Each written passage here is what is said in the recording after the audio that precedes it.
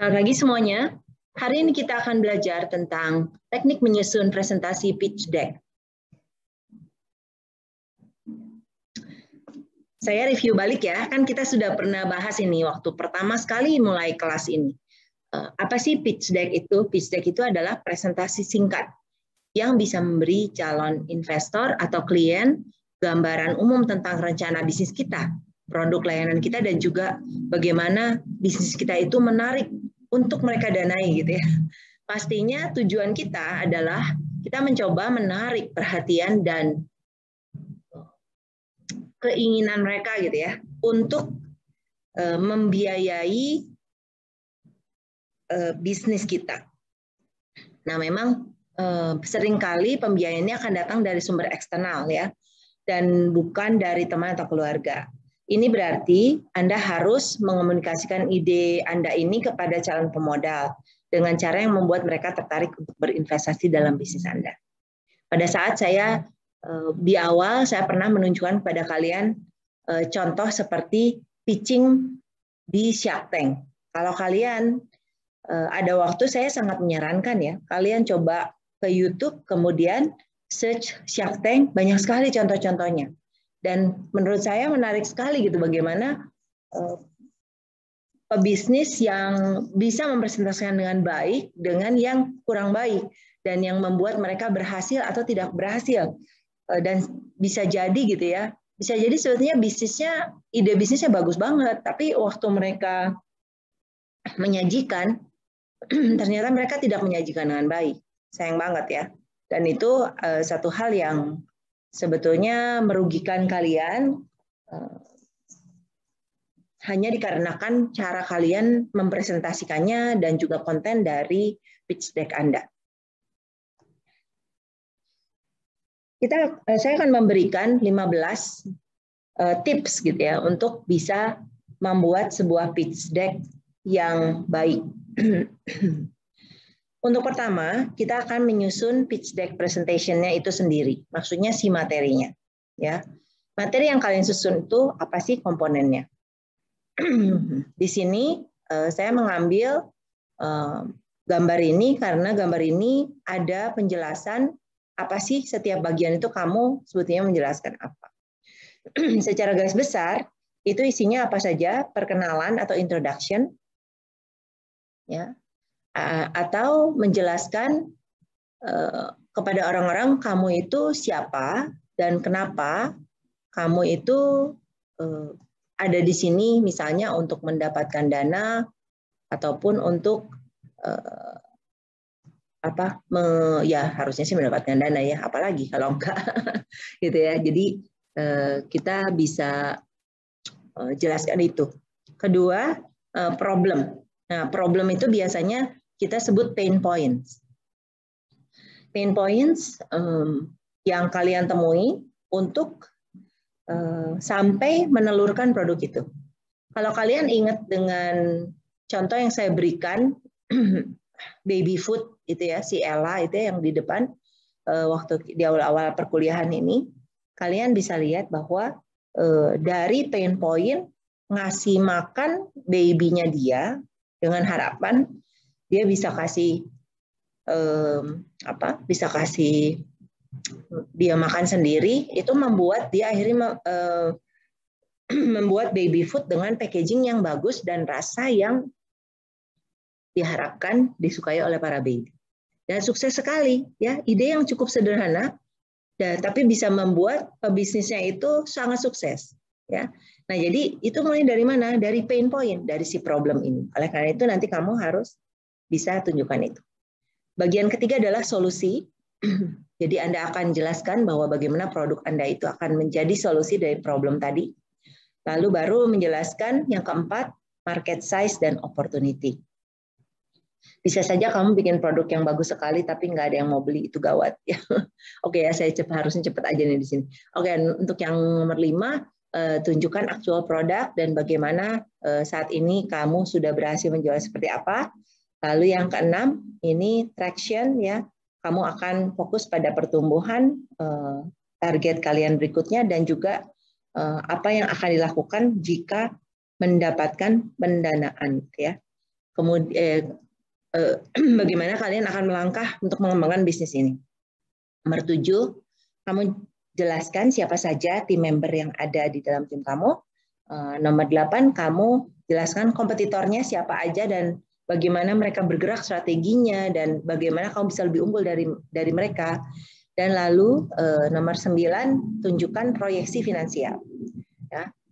Ini menjadi sangat esensial dan percayalah mereka itu jago-jago ya, calon investor. Jadi kamu nggak bisa bikin itu dengan main-main. Lalu yang terakhir, bagaimana kamu menggunakan fund atau dana tersebut. Ya, nah lebih kurang bagiannya seperti ini ya di dalam pitch deck, tapi tidak kaku. Yang saya sebut tidak kaku adalah kamu sebetulnya bisa saja membuat title-nya itu dengan lebih menarik, gitu ya. Silahkan, bagaimana kamu membuat itu menjadi title yang lebih menarik. Kalau ini kan ngomongin bagiannya. Jadi misalnya kalau kita ngomongin nomor 2, kamu nggak usah tulis problem statement, bukan. Kamu bisa dengan sebagai gantinya, misalnya nih kayak kelompoknya si Haryo, nulisnya, apakah Anda frustasi mencari tempat parkir? Nah misalnya gitu ya. Jadi saya mau bilang kepada kalian, bahwa kalian bisa kreatif di dalam menyajikannya. Nah, jadi jangan sampai terpaku pada apa yang saya taruh di sini. Kamu boleh juga misalnya ragu-ragu pengen tetap ada, ya udah kamu tulis problem titik 2. Seberapa sulit kamu mencari tempat parkir gitu ya, misalnya seperti itu dan lain-lain. Oke, silakan kalian be kreatif untuk bisa membuat calon investor kamu itu tertarik.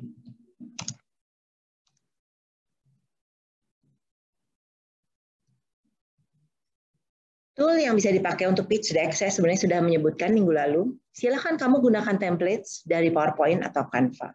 Ya, kenapa? Karena menurut saya mereka udah punya template yang cantik dan mudah sekali mengubahnya. Dan kalau kalian bukan orang yang jago desain, ya memang di antara kalian pasti ada yang bertalenta mendesain. Ya, tapi kalau misalnya kalian bukan orang yang jago desain, menurut saya sangat memudahkan sekali gitu dua tool ini. Ya, dan itu membuat kita jadinya kayak yang ya kita tampak lebih profesional, gitu ya. Dan kalian pada saat membuat presentasi ini, kalian harus buat dalam 2 versi. Yang satu itu versi singkat, yang paling membutuhkan hanya 10 menit untuk dipresentasikan. Dan satu lagi kamu versi panjang. Jadi sebagai contoh misalnya kan kalau bagian yang paling banyak gitu ya makan tempat gitu ya, misalnya hasil riset pasar kamu cuma jelasin di bagian target pasar itu kamu profil dari potensial buyer ini. Nah tapi kan kamu tuh bisa sampai menyimpulkan itu mungkin dari hasil riset pasar. Nah hasil riset pasarnya kamu boleh nanti dipersiapkan dalam versi panjang ya. Jadi maksud saya begitu.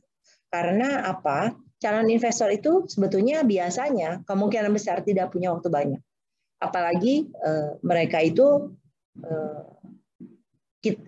akan melihat banyak sekali presentasi. Ya, jadi kita harus bisa membuat mereka tertarik. Ya, kalau kalian sudah pernah nonton film drakor startup, kalian kebayang lah lihat presentasi grupnya ini ya, grupnya si jadi udah lupa nih namanya karena udah lama ya. Grup andalannya kita itu bagaimana dia presentasi itu cuma dikasih 5 menit kalau nggak salah ya. 5 menit 10 menit ya, pokoknya segitulah. Jadi kalian harus berhayal kalian itu seperti lagi melakukan itu.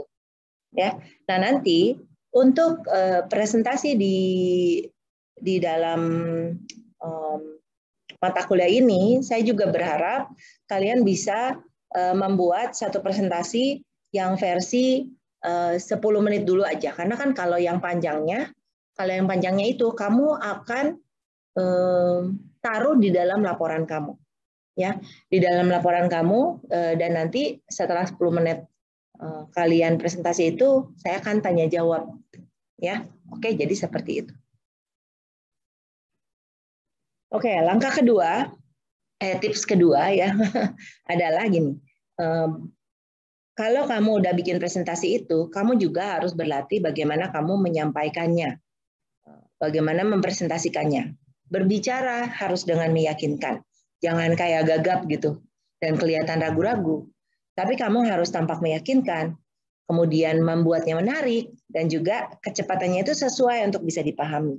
Jangan terlalu cepat karena kalian gugup gitu ya.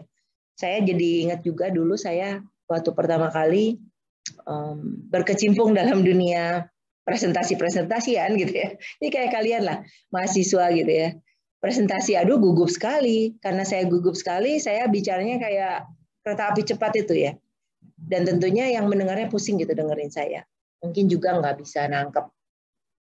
Semakin jam terbangnya semakin tinggi, akhirnya saya lebih menyadari bagaimana yang paling baik gitu ya untuk bisa mempresentasikan sesuatu. Oke. Dan juga kalian harus berlatih berkali-kali sebelum menemui calon investor. Silahkan saling mempresentasikan atau kemudian kamu boleh juga merekam dan melihat hasil rekaman itu. Ya, cek pada saat waktu latihan supaya kalian tidak lebih dari 10 menit. Nah, kalau setelah presentasi singkat itu selesai, lalu calon investor itu bertanya, nanti kamu baru tunjukkan detail di versi yang panjang. Nah, saya secara khusus untuk hal ini nanti kita akan bahas di pertemuan minggu depan. Jadi saya akan mengajarkan teknik berpresentasi ya, garis besar aja ya, karena kalau saya sih yakin untuk kemampuan berpresentasi itu pada akhirnya kembali ke jam terbang. Bagaimana pengalaman kalian dan sebagainya. Tapi minimum dengan kalian mengetahui knowledge atau pengetahuan itu, kamu bisa mulai membangun skill kamu. Oke, tips berikutnya adalah pada saat Anda berpresentasi, itu kamu harus membuka dengan cerita atau story. Ya, siapa sih yang nggak suka dengan cerita?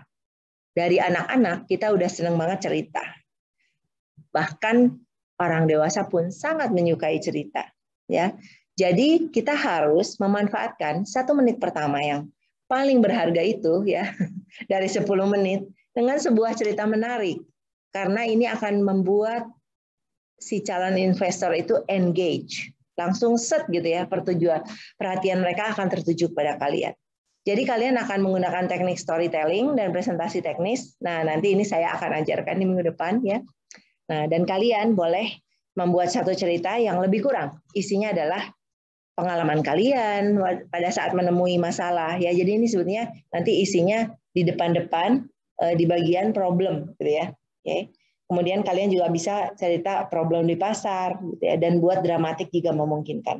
Jadi kalau kalian berpikir tentang semua produk di sekitar kalian gitu ya. Bahkan produk yang paling simpel seperti dudukan handphone gitu ya.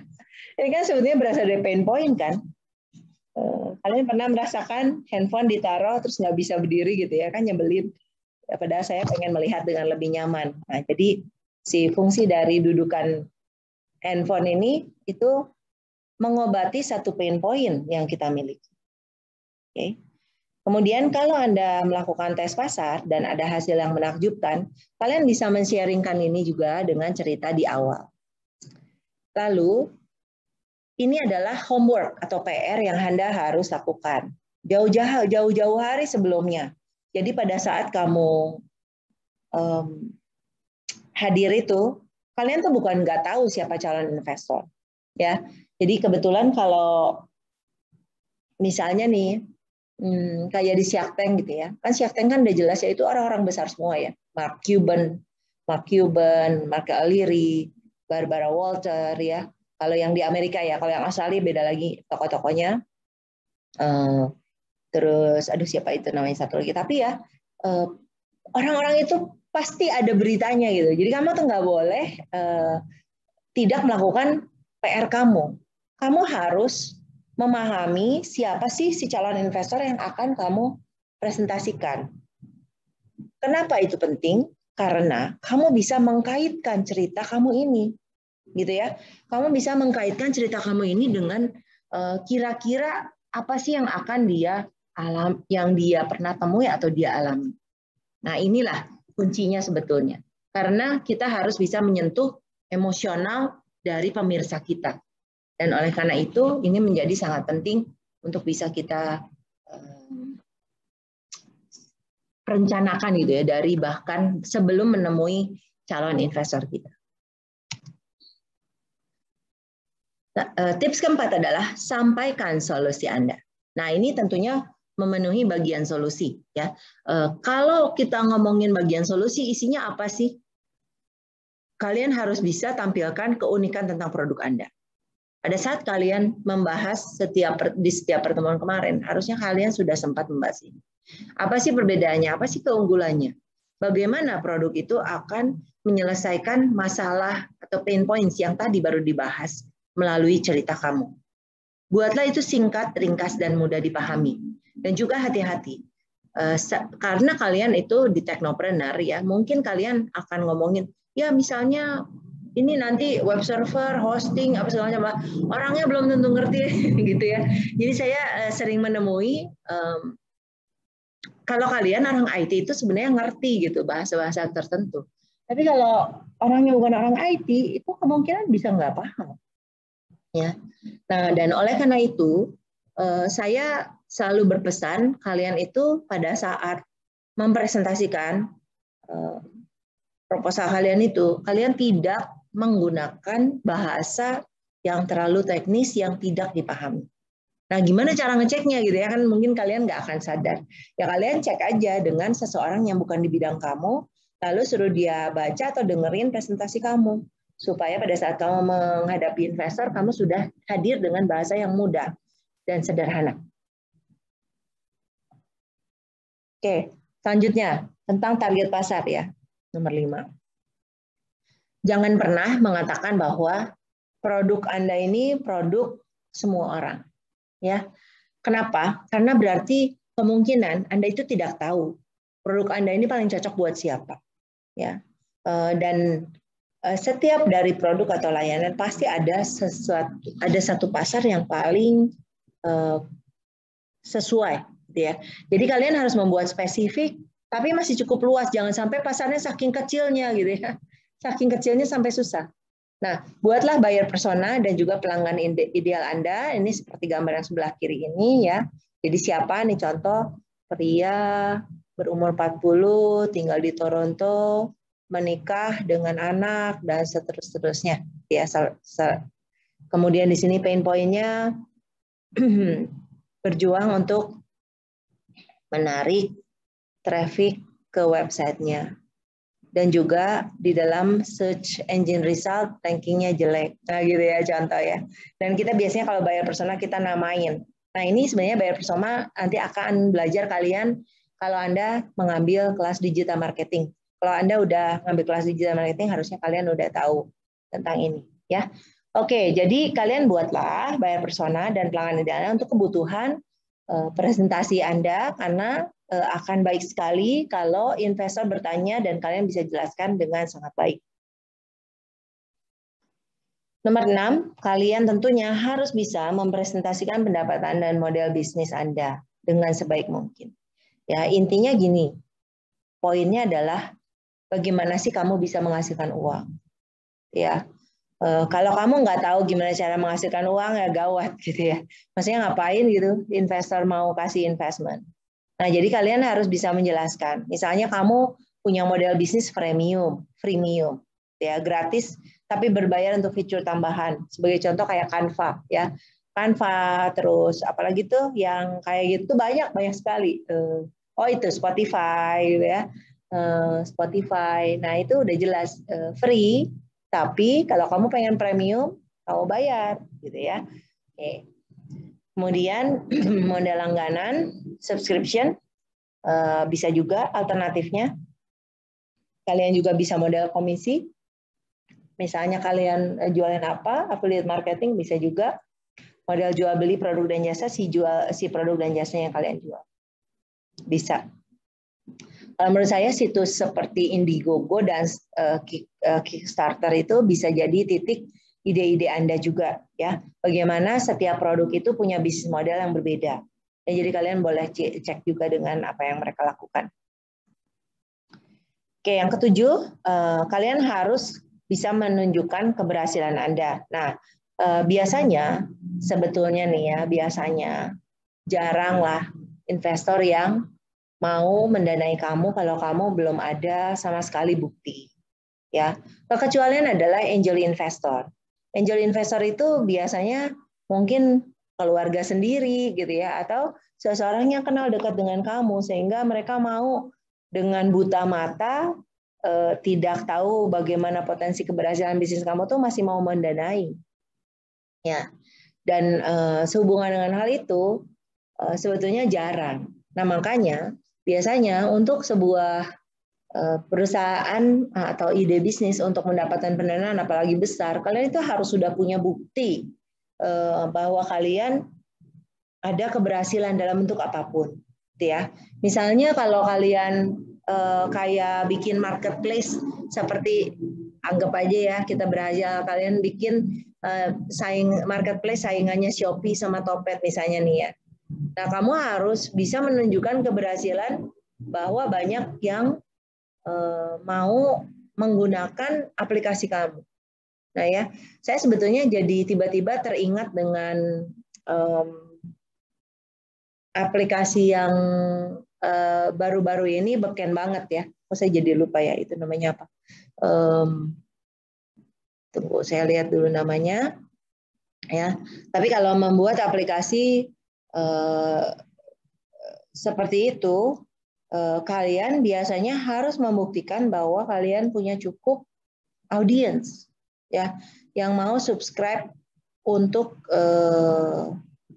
menjadi anggota atau bagian dari aplikasi tersebut. Bentar ya, saya kok jadi Clubhouse ya. Kenapa saya jadi lupa banget itu namanya?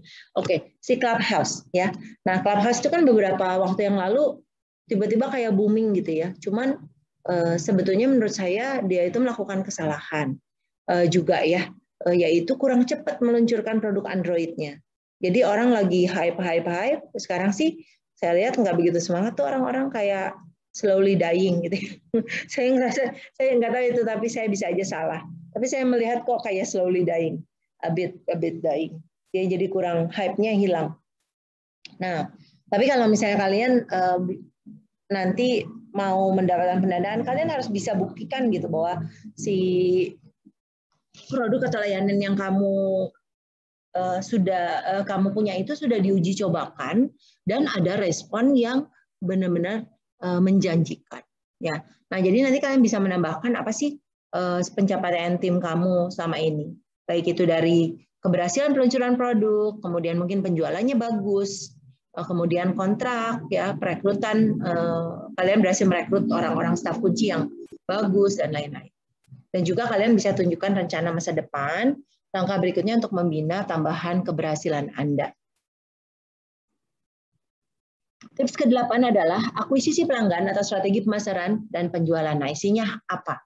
Nah, yang paling bagus dari bagian ini adalah isinya kamu harus bisa menjelaskan bagaimana bisnis Anda bisa mendapatkan pelanggan-pelanggan baru dan bagaimana cara kamu memasarkan dan menjual produk atau jasa Anda. Satu hal yang sebetulnya esensial adalah kalian bisa menunjukkan berapa sih biaya akuisisi per pelanggan.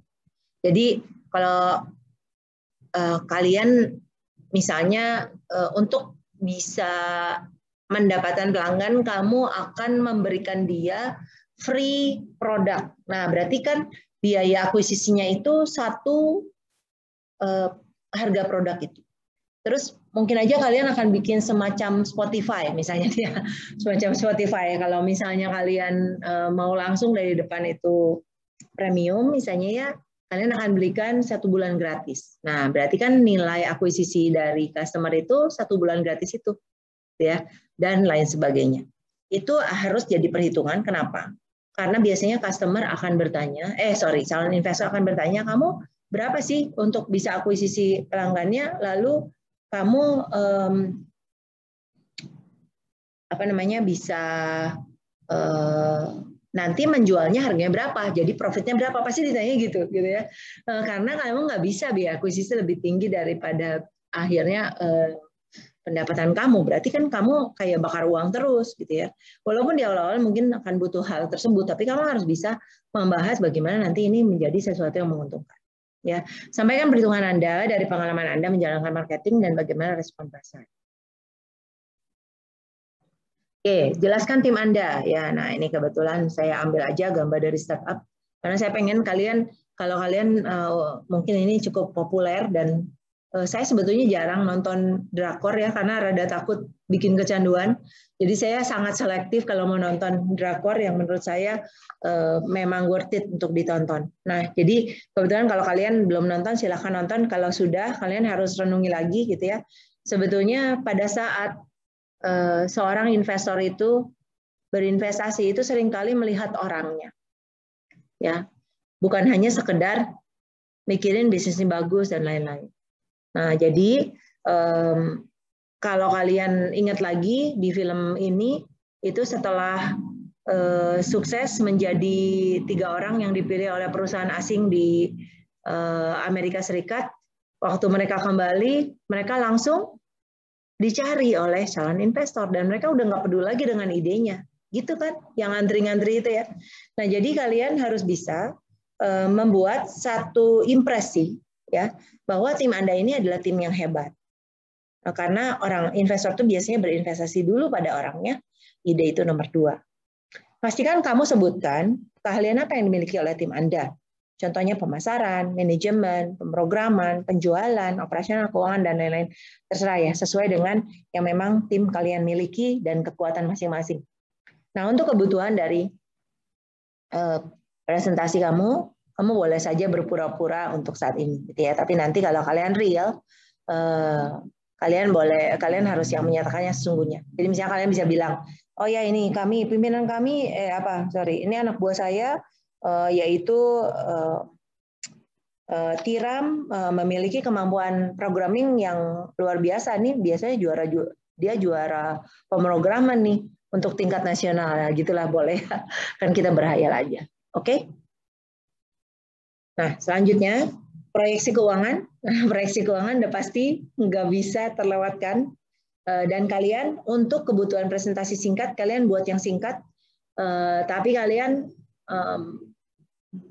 yang paling menarik itu biasanya adalah bentuknya grafik pertumbuhan yang ini ya. Jadi seperti kayak gini nih, grafik pertumbuhan.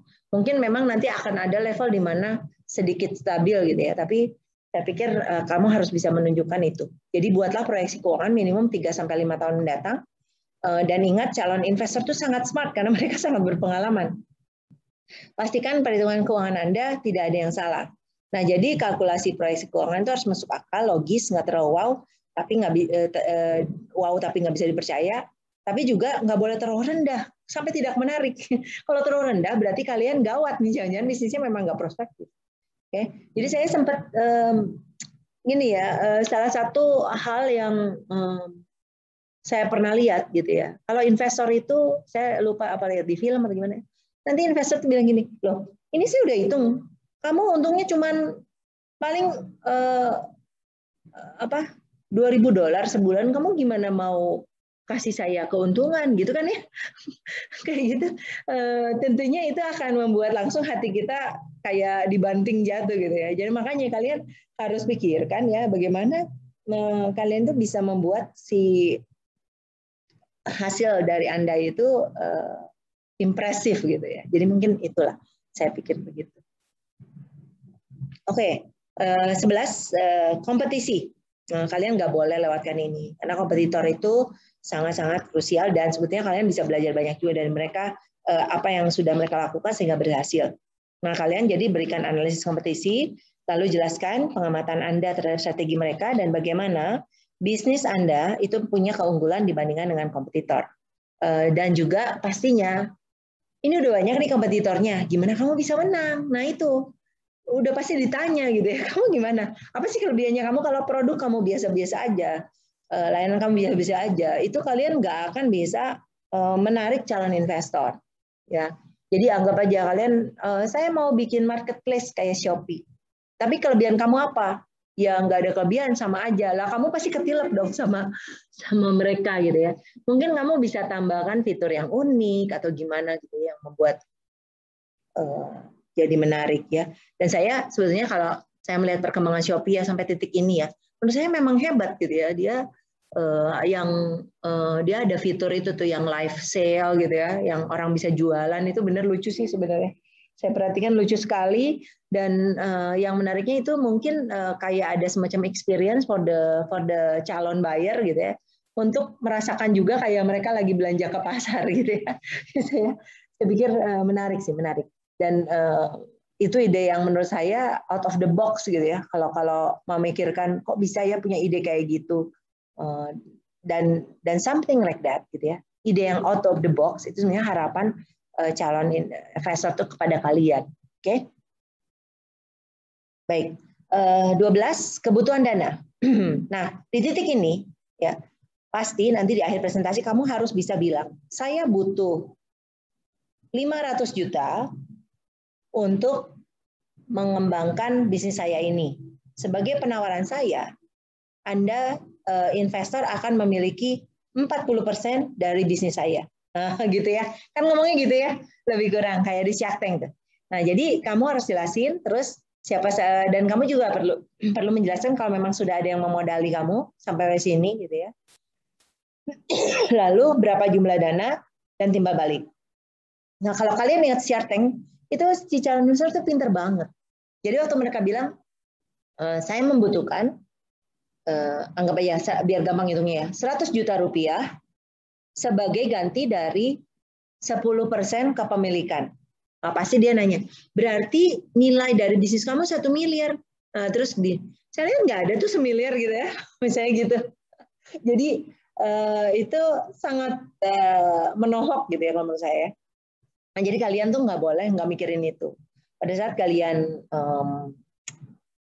menunjukkan bahwa this is my business and this is how much value yang saya bisa tawarkan, kamu harus bisa juga menunjukkan seberapa maksudnya nilai dari bisnis kamu itu yang apakah worth it atau tidak. Nah, terus kan kalau misalnya di Shark Tank biasanya aku nggak bisa menerima bahwa saya tidak melihat bahwa bisnis kamu nilainya itu 1 miliar, ya anggapnya gitu ya. Menurut saya bisnis kamu paling 500 juta. Ya udah, saya akan mendanai kamu kalau kamu berikan kepada saya kepemilikan senilai 20%, misalnya gitu ya. Itu adalah di mata investor. Dan biasanya kalau calon investor tuh pengennya sebesar-besarnya ya. Jadi kalian juga nanti harus pintar untuk mencoba mempertahankan diri gitu ya. Maksudnya bahwa your business value is really worth that much. Oke, nomor 13 adalah strategi exit. Seringkali calon investor itu ingin mengetahui apa sih strategi exit Anda. Terutama kalau Anda meminta modal investasi dalam jumlah yang besar.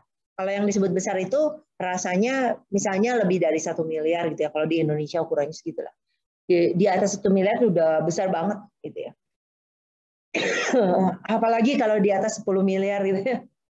Nah, jadi kalian harus mikirin bagaimana cara kamu exit. Apakah kamu akan menantikan diakuisisi perusahaan lain, atau misalnya mau go public atau IPO, atau ada rencana lain. Siapkan dengan rencana 3, 5, atau 10 tahun mendatangnya seperti apa. Nah, exit ini itu sebetulnya kalian nggak harus masuk ke dalam presentasi kalian, nggak harus. Tapi kalau ditanya, kalian harus siap jawab. Oke, kalian harus siap jawab, terus kalian bisa mikirin nanti gimana. Jadi saya kebetulan saya punya teman yang kemarin bikin startup gitu ya, terus nyiapin buat IPO dan sebagainya. Aduh, itu gila banget, itu pekerjaan yang menurut saya agak menyeramkan juga gitu ya, karena risikonya sangat tinggi untuk dia masukin modalnya itu udah, aduh, kalau nggak tahu ya, memang uangnya banyak juga kali ya. Tapi ya pada akhirnya dia melakukan IPO, dan IPO itu belum tentu berhasil gitu ya, belum tentu berhasil. Kalau kalian gagal IPO-nya berarti mungkin pengembalian uang yang kalian dapatkan dari investasi di awal kalian itu belum tentu kembali. Oke ya. Jadi lebih kurang seperti itu. Oh iya, saya jadi lupa tuh nyebutin. Nah, kalian boleh siapkan rencana 3, 5, atau 10 tahun mendatang. Oke, yang ke-14, tindak lanjut. Nah, kalau Anda mendapatkan dana ini, maka titik-titik gitu ya. Nah, ini harus jelas. Kamu harus jelas, rencananya jelas. Kamu bilang kepada calon investor, kalau saya mendapatkan dana senilai 100 juta dari Bapak Ibu sekalian, saya akan pertama membeli peralatan ini, kemudian mengembangkan bisnis saya dan meningkatkan volume jumlah serial yang saya bisa jual. Misalnya gitu ya, contoh. Oke. Boleh, salah satu kelompok kan yang bikin serial ya. Granola gitu. Oke, yang terakhir ke-15, hasil. Oke, presentasi kamu kepada calon investor itu bisa saja sukses. Kalau sukses happy dong, ya berarti kan kamu akan langsung siap-siap melaksanakan rencana kamu. Tapi kalau kamu gagal, berarti kamu tidak boleh berputus asa. Karena kenapa? Kalian harus belajar kenapa kalian itu gagal justru. Dengarkan nasihat mereka dan kenapa kamu sampai enggak didanai oleh mereka. Biasanya calon investor akan bilang, aku enggak, aduh saya tidak tertarik kan menurut saya bisnis kamu ini mengada-ada ngomong gitu, aduh, atau itu tidak masuk akal angka yang kamu presentasikan. Nah berarti kan kamu harus itu jadi catatan kamu gitu ya. Komponen mana itu yang sampai bikin si calon investor itu bilang nggak masuk akal sih ya. Dan kamu harus dengarkan nasihat mereka supaya kamu bisa memasukkan koreksi itu ke dalam pitch deck yang berikutnya. Ingat ya bahwa kesalahan kamu yang terakhir adalah best teacher for the next one. Jadi itu menjadi penting untuk kalian bisa betul-betul memanfaatkan gitu ya. Dan kalian jangan segan-segan bertanya, kenapa saya bisa gagal mendapatkan pendanaan ini? Gitu ya. Kamu harus tanya, nggak apa-apa, boleh tanya aja. Karena kan kamu harus belajar from your mistake.